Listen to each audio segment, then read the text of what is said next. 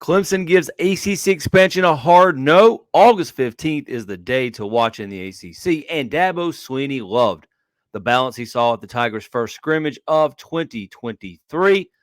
I'm going to tell you more about all of that on this edition of Sunday Reset here on the All Clemson Tigers Football Show. I'm Brad Sinkoff, executive editor over at allclemsontigers.com. And this is your weekly reset where I'll let you know what's happened over the weekend and what's to come next week. So let's get right into it. Let's start with expansion. It's all the craze, obviously, in college football right now.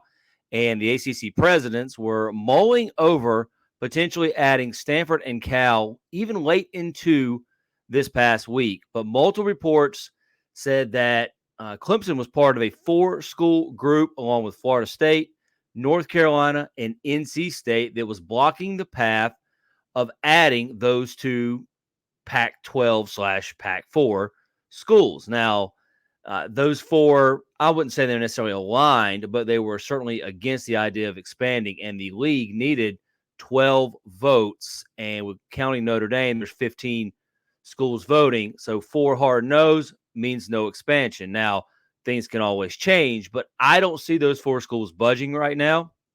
I don't know that they have a reason to go against their original thoughts on this. I think logistics and just common sense about adding 2 teams that far away from the footprint of the conference does not sit well with those 4 schools, and I would anticipate they sort of hold that line and keep that stance up, which means, maybe the idea of moving on could happen in the league. Never say never, and they're always going to continue to look into and think about ideas and try to come up with something to help the revenue of the league.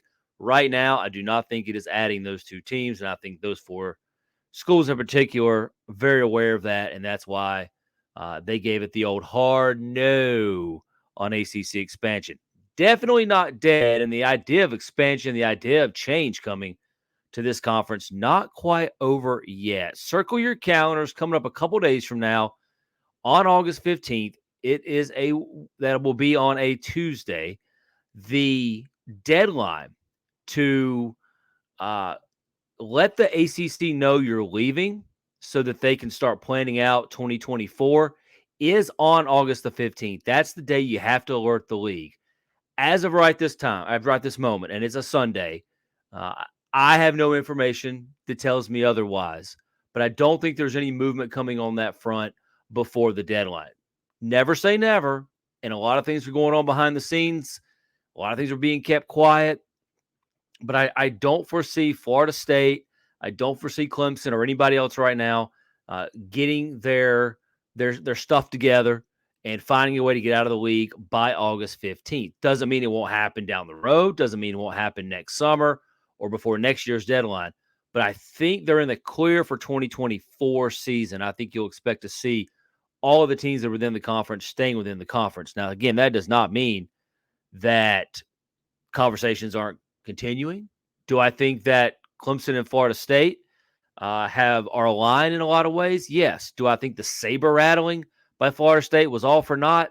No, I don't. There was a purpose for that. There was a reason that Florida State did that, and I'm not convinced that Florida State's even remotely backing off. I just think it's hard to get all your ducks in a row. And I think by now, they probably would have already announced it if they were leaving. Do I think Clemson follows Florida State out the door? I do, if they have a landing spot. And that landing spot right now would probably be the Big Ten. And there's been some rumors and speculation and talks, but I don't think it's anything concrete enough right now to substantially report. I think schools are holding tight and sitting on where they're at right now, and we'll continue to follow that story because, as I said, you just don't know. These things are fluid, and new information comes in all of the time. I know everybody is on high alert right now, and will continue to be until that deadline passes on Tuesday. But as of right now, Clemson is in the ACC, and I foresee that being where they are in 2024. 2023, let's talk football. 3 weeks away, folks. That's right. Just 3 more weeks. Just 3 long, grueling, hard, difficult weeks to get through. And then it's football all the time till December, January. So we got to get ready for the season. We got to start talking about some of that. Dabo Swinney talked to the media on Saturday after Clemson's first scrimmage over at Memorial Stadium, where the Tigers worked out for a little while, had about 120 plays run, did a lot of special teams. The thing they didn't do was some of their 2-minute drills. They're saving that for Monday when they're back on the field. But, Dabo Swinney liked what he saw from his team, and it was something that, he's not necessarily used to seeing out of these all-important early scrimmages. There were some big plays on both sides, kind of a carryover from what I've seen in practice each day, from just, again, a competition standpoint. I thought defense really started really well, didn't finish as well. Offense had a few plays, and we get a fumble, we get a pick, didn't finish a couple drives, but then I thought they finished well at the end of practice. But in everything in between, just overall very competitive. Very competitive. That was the word to describe it from head coach Dabo Swinney. Typically in a lot of these scrimmages, you hear about one side dominating. I mean, I can't tell how many times I've been out there for post-practice interviews after scrimmages, and it's, man, the defense won the day, and then the next week it's the offense came back and won the second scrimmage, that kind of thing. So if that'll be balanced, I think that's a good sign, and I hear about people who were there. I talk to people who might have been in attendance or know someone who's in attendance. Media is not allowed to actually view any of the scrimmage, but it does sound like there were some big plays on both sides of the ball. The offense did create some explosive plays in the scrimmage, and certainly the defense was able to get some turnovers. Cade Klubnik threw an interception. When Cade on Cade crime, as Dabo Swinney talked about yesterday, Cade Denhoff draw back into coverage. Klubnik didn't read it correctly, threw it to him. It was a great play by Denhoff to pick off a pass, according to Coach Swinney. But certainly that's something to keep an eye on, just the amount of turnovers that occur. I know that Clemson did have a fumble, put the ball on the carpet, and so the defense won those battles. But obviously, Dabo Swinney seemed pretty pleased with how things went. He mentioned a lot of players, and it called out a lot of guys for how well they played or how they flashed. He said Cade Klubnik was pretty good. He thought he made some plays and did some good things within the offense, managing it. These are so important. You just don't get a whole lot of opportunities when you're a starting quarterback and you're playing in a new system with a new coordinator, to be able to go out there and see good on good action and be able to have the ability to get that film and to watch it and learn from it. So I think it was really key and important that he did do some positive things, and then probably not a bad thing that he did some negative things they can go back and take a look at and certainly work on. Xavier Thomas, defensive end, that's a name that came out. Dabo Swinney said he really popped, said XT was just a problem. That's the word he used to describe him, a problem in Saturday's practice. So that's a good sign for that defensive end position that's definitely going to need a big boost after losing Miles Murphy and KJ Henry to the NFL.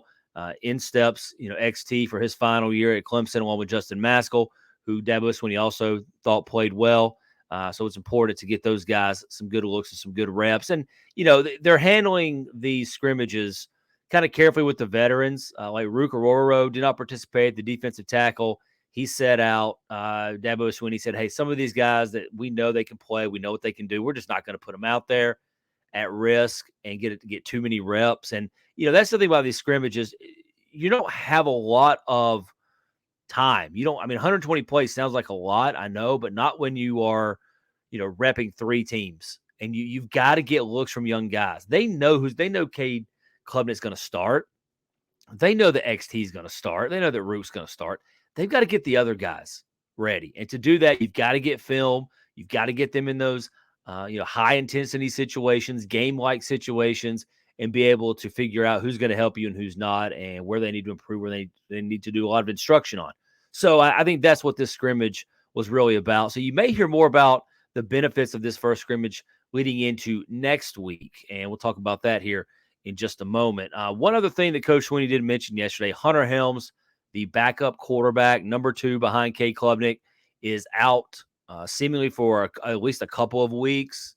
He sprained his foot recently in practice. The media saw Hunter Helms out there on Thursday, limping around a little bit with a boot on.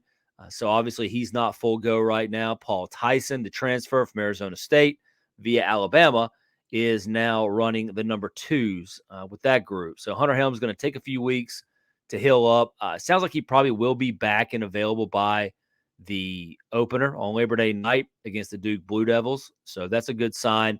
But Coach Winnie said, hey, it's an opportunity to get Tyson some reps because Tyson didn't do anything in the spring. He had a hand injury, was very slowed by that, did not get an opportunity to really learn the system and kind of get used to the players. So it'll get evaluated by the coaches. I think that's the biggest thing.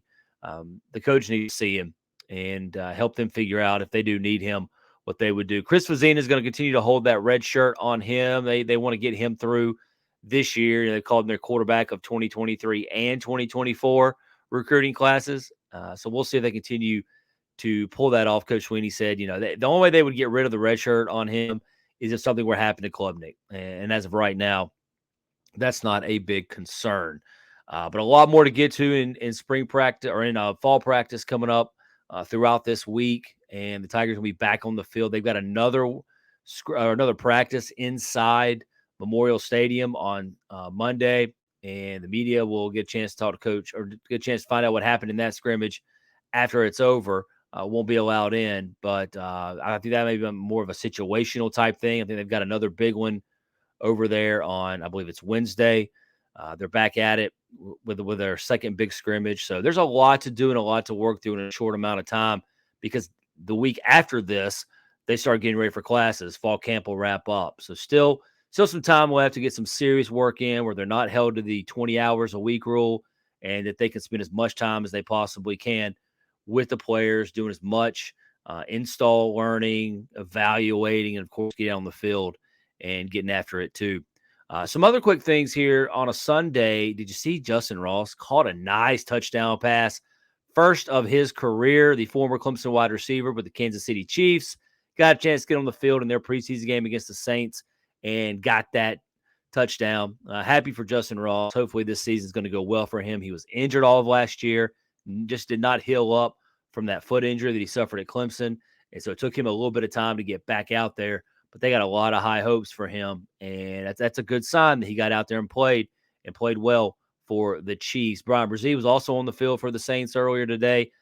So really, really good viewing, good showing by the former Clemson Tigers now in the NFL. We'll keep a close eye on those guys. Big week ahead. Again, that August 15th deadline, not anticipating anything right now, but you want to keep an eye on that and how it's going to go down.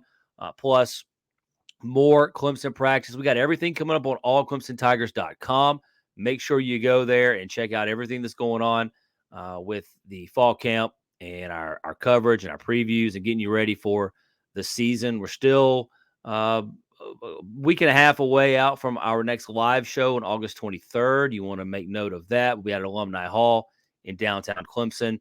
It'll be our big summer, end of summer, fall preview, getting ready for the season. We'll make some picks, make some predictions. We'll break down all the key groups for the Tigers. So looking forward to that show. And one last thing, please help us out. Hit the subscribe button, hit the like button on YouTube. It helps us grow, and we can't thank you enough for that. Leave us a comment as well. What do you want to hear about at the August 23rd live show with all Clemson Tigers? And it's going to be a fun time. Looking forward to that. So we got to keep everything coming for you. Make sure you hit that subscribe button. Thanks, everybody. Have a wonderful week.